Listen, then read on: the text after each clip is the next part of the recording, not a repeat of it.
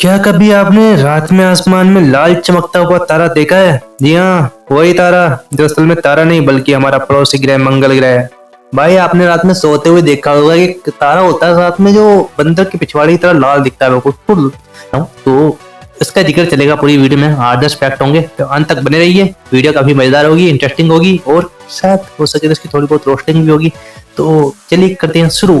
Fact number 1, मंगल ग्रह को red planet कहा जाता है क्योंकि इसकी सतह आयरन ऑक्साइड यानी जंग जैसी धूल से ढकी है। ये जो मंगल ग्रह है ना, इसकी सतह पे जैसा लोहे के ऊपर जंग होता है, जंग ऐसा बिछा हुआ है। मतलब इसकी सतह पे जो लाल लाल दिखता है ना आपको, जो जिसकी वजह से इफेक्ट पड़ता है, रेड कलर का दिखाई दे रहा है, तो वो ऐसा जंग होता है ना लोहे के ऊपर, ऐसा रेत इसके ऊपर बिछा हुआ है। तो भाई अगर आप अब से 100 साल 50 साल बाद 150 साल बाद जब भी मंगल ग्रह पे पहुंचे तो भाई अपना बीमा करा लेना, ठीक है? क्योंकि वहां जाओगे, बाइक वाइक वगैरह भी चलाओगे, अगर गलती से गिर गए, छिल गए ना, तो भाई टिटनेस होने का तो पक्का खतरा है। क्योंकि आपको पता है लोहे के ऊपर जंग होता है, उसकी वजह से टिटनेस हो सकता है, लोहा लगने से टिटनेस हो सकता है। तो भाई ये जो होता है ना जंग, बहुत खतरनाक चीज है। और दूसरी बात, डॉक्टर नहीं मिलेगा उधर, ये अपना धरती वाला वो खेल नहीं है उधर, वहां ना डॉक्टर भी बहुत महंगा मिलेगा भैया। क्योंकि मंगल ग्रह का डॉक्टर तो फीस ही बहुत तकड़ी होगी। जब अपने गांव बस्ती के आसपास के डॉक्टर 500-1000 रुपए फीस के खींच लेते हैं, तो सोचे मंगल ग्रह का डॉक्टर क्या हाल करेगा भैया, चिड्डी उतरवा देगा वो, पक्का बता रहा हूँ। तो सोच समझ के डिसीजन लेना, अभी पता नहीं कब जाना हो, कब प्लॉट कटे, कब लोग दें। फैक्ट नंबर 2, सूर्य से दूरी। ये सूर्य से चौथा ग्रह और धरती के औसतन 2.5 करोड़ किलोमीटर दूर है। मतलब धरती से 22.5 करोड़ किलोमीटर दूर। भाई मुझे तो पता नहीं कितना, मेरी कैलकुलेशन है कमजोर, मैथ में मैं बिल्कुल ढीला हूँ, तो मुझे नहीं पता कितना था।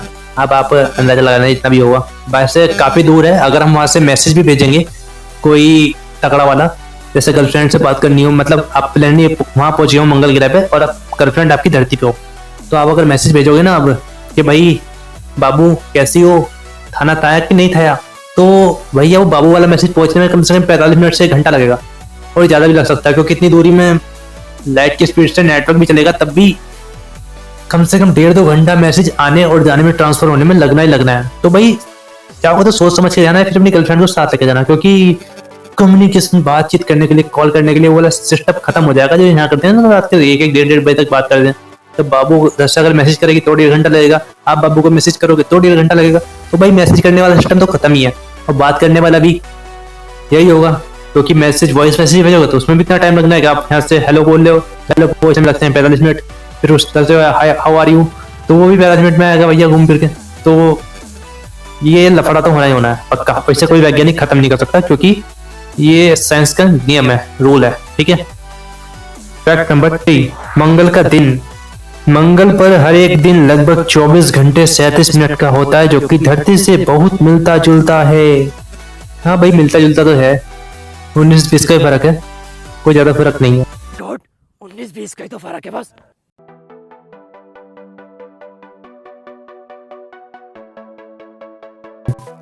फैक्ट नंबर 4, लंबा साल।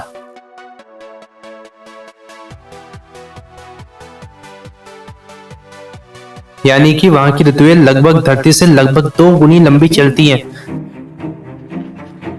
Yes, good.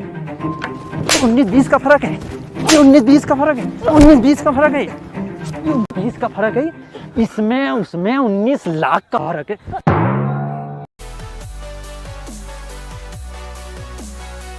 भाई अगर मान लो कि एक साल 687 दिन का हुआ, तो एक एक ऋतु कम से कम 6-6 महीने की बैठेगी। अगर गर्मी हो रही तो 6 महीने, ठंड हो रही है तो 6 महीने, बरसात हो रही है 6 महीने, बसंत का मौसम चल रहा है 6 महीने, तो ठीक है, ये ऋतु 6-6 महीने चलेंगी। Fact number 5, Olympus Mons. यहाँ एक ओलंपस मॉन्स नाम की ज्वालामुखी है, जो कि 21 किलोमीटर ऊंचा है। यह सौरमंडल का सबसे बड़ा ज्वालामुखी है। मतलब अभी तक जितने भी आसपास के प्लैनेट है, धरती है, मतलब जितने भी हमने खोजे हुए हैं ना ज्वालामुखी, वैसे इससे बड़े भी हो सकते हैं, हमारी धरती के अंदर भी हो, समुद्र के अंदर हो, लेकिन इससे बड़े भी हो सकते हैं। लेकिन जब तक खोजे गए ना, तो ये लगभग 21 किलोमीटर ऊंचा ज्वालामुखी पहला है जो मंगल ग्रह पर मौजूद है। अगर भैया फट गया ना तो सबकी फाड़ के रख देगा।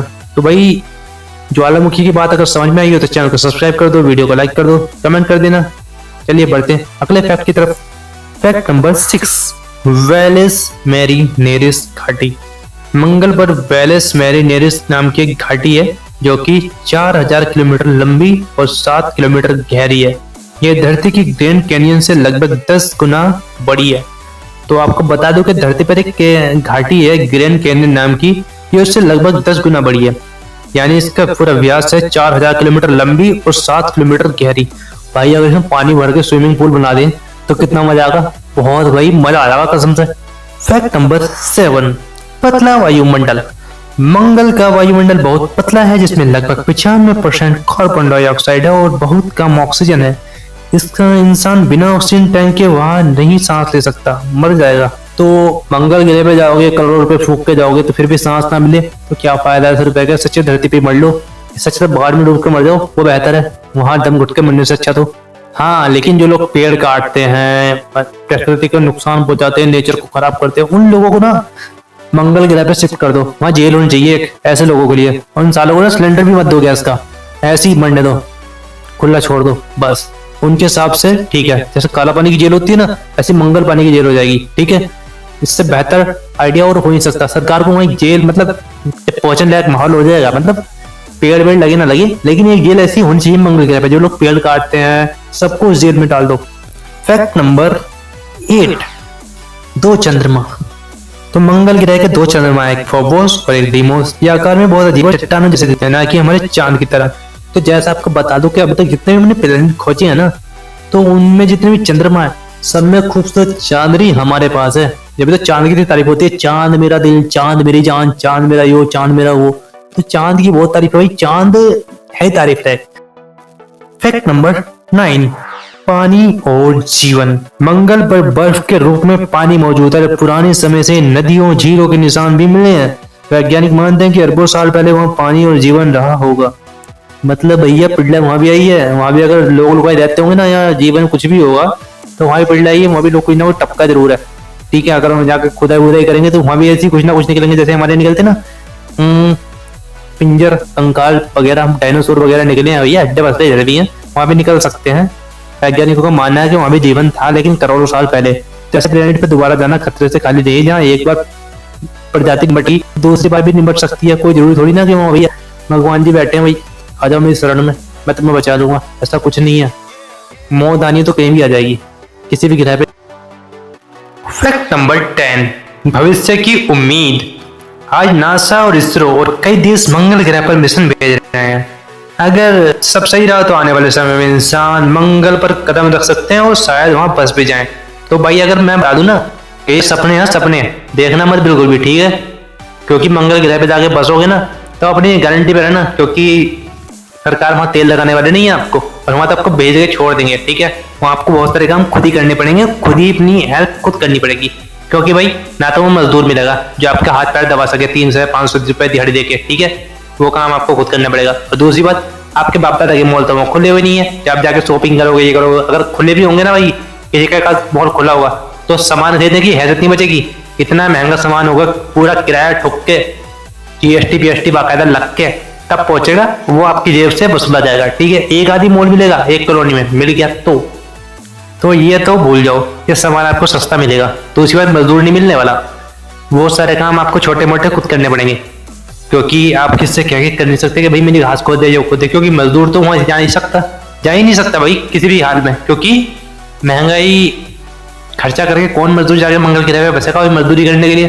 तो भाई इतना पागल तो कोई बैठा नहीं कि मजदूरी करने के लिए लोग मंगल ग्रह पे जाए, तो वो काम आपको खुद करना पड़ेगा। और कोई मुसीबत आ गई तो आर्मी वगैरह नहीं मिलने वाली, आपको कोई हेल्प नहीं करेगा। ठीक है, सरकार यहाँ बैठ के तमाशा देखी कि मंगल ग्रह पे ये हो गया, मंगल ग्रह पे वो हो गया, इतने आदमी निपट गए, छुट्टी होगी, बस यहाँ न्यूज चलेगी आपकी। बाकी आपके साथ कुछ भी हो इसकी कोई गारंटी नहीं है।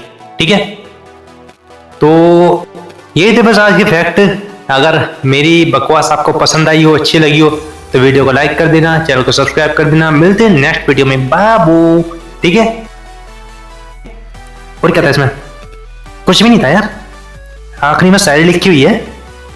मिलते हैं अगले वीडियो में, जब तक आसमान की ओर देखते रहिए, क्योंकि रहस्य वहीं छिपे हैं। मत देखो भैया आसमान की तरफ, धरती पर रहो, अपनी औकात में रहो, इतना बहुत है। क्योंकि यहाँ सब चीज प्रोवाइड, ठेके वेके दारू वारू सब मिलेंगे आपको, वहां जाके पता नहीं आपको कुछ मिले ना मिले, सिवाय धोखे के। ठीक है, तो ट्राई करेंगे भाई, अगर कोई ऐसा सस्ता रास्ता बन गया कि किसी पोर्टल के जरिए पोर्टल खुले और 1 मिनट में हम इधर मंगल ग्रह पे, 1 मिनट में पृथ्वी पे, तो कोई दिक्कत नहीं है। 1 मिनट में क्या बिगड़ रहा हो। लेकिन अगर ऐसे यार के सालों लग रहे हैं, क्योंकि नेटवर्क भेजना और इंसानों को भेजना एक पोर्टल के जरिए बेहतर हो सकता है कि पोर्टल खुले, उसके अंदर से नेटवर्क निकले, उसी के अंदर से इंसान निकले। तो शायद इस जो मूवी में दिखाया जाता है कि पोर्टल खुल रहा है, बंदा इधर से उधर जा रहा है, तो वही सीन अगर हो गया तो बेहतर है कि दूसरे ग्रह पे आप जा सकते हो, रह सकते हो। लेकिन उसके साथ बहुत मुसीबत हो सकती है, क्योंकि पोर्टल के जरिए उस ग्रह की कुछ निगेटिव चीज जो इस धरती के लिए बनी नहीं है, तो वो भी इस पोर्टल के जरिए इधर आ सकती है, प्रवेश कर सकती है धरती पर। तो ये भी बहुत बड़ा एक हो सकता है, जो भी होगा यार, इंग्लिश में जो भी बोलते हैं, खतरनाक नुकसान जो भी हो, आप समझ जाओ मैं कहना चाह रहा हूँ। तो ठीक है, पोर्टल के जरिए अगर जाना चाहे हो तो मंगल ग्रह पर जाना ठीक है, क्योंकि इसमें टाइम भी कम लगेगा और बहुत सारी चीज़ें आसान हो जाएंगी। ठीक है, तो बेहतर है इंतजार करो जब तक मंगल ग्रह पर जाना हो, सब चलेंगे।